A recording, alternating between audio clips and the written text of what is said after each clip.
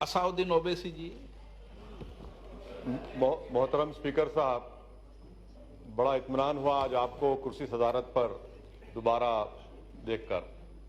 इस ऐवान को कामयाबी से चलाना और उसूल और अदब के दायरे में रखकर इस ऐवान को चलाने की जिम्मेदारी यकीनन अपोजिशन पार्टीज की भी है। ये सिर्फ आपकी जिम्मेदारी नहीं है, मगर अखलाकी तौर पर और आईनी तौर पर सबसे बड़ी जिम्मेदारी सरकार की होती है।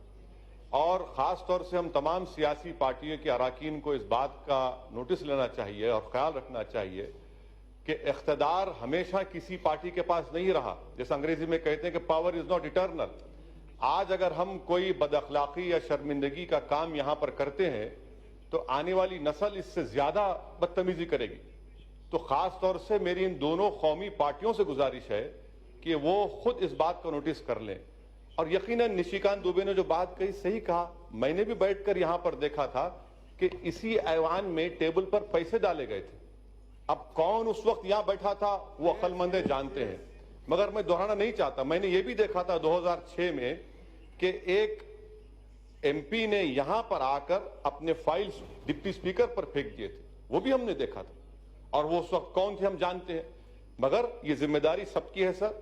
और यकीनन जो अपोजिशन की तरफ से एहतजाज हो रहा था इसलिए हो रहा था कि दिल्ली में जो नस्ल कशी हुई है उसके बारे में बहस हो इस ऐवान में।